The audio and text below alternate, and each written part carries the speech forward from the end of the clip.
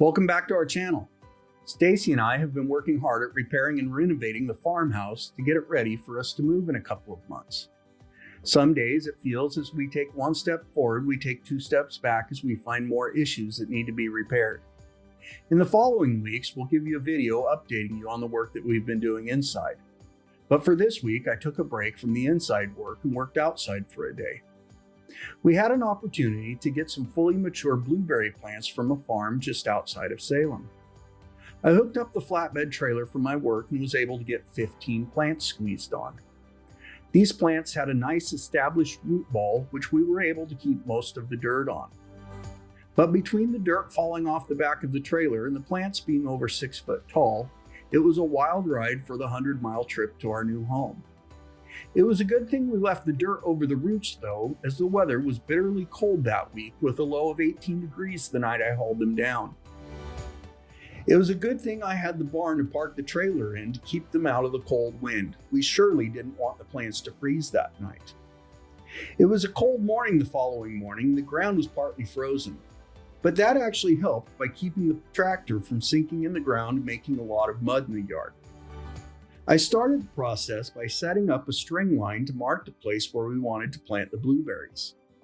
We had decided to use them as a hedge to separate the front and backyard. I used the tractor to make a trench about 18 to 20 inches deep. I had to leave a small gap in the trench for a sewer line that I knew ran across the area that I was digging the trench. The trench came out to about 50 feet, which would give me just over 3 feet for each plant. Blueberries love the sun, and if they're planted too close together, the sun will have a difficult time reaching the lower limbs. I used spray paint to mark an approximate location for each plant. I switched then from having the bucket on the tractor to putting the forks back on to move the plants. This was similar to the way that the farm I got the plants from dug them up and packed them onto the trailer.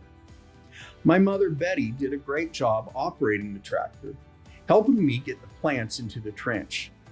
We did the best we could to place them evenly down the trench in a relatively straight line. The process of unloading the plants took us just over 3 hours. Once we had all the plants placed, it was time to fill the dirt back in. I used our smaller tractor to push some of the dirt around the plants, but sadly, most of the dirt had to be filled back in by hand.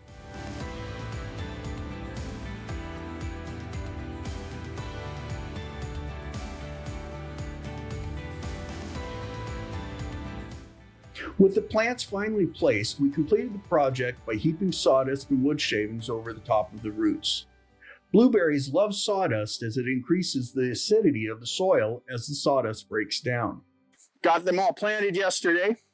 Stacy and I took some time, trimmed them all down this afternoon. It's best for the blueberries to get trimmed down. That way the plants can put more of their energy into roots and getting very developed into the ground. We did leave a few buds on here. There's a good chance that we'll get a few berries this year, but not nearly what we should in the following years. So we're really excited to be able to have these. It'll make a nice edible hedge to separate our front yard from the backyard, and we're really excited about it.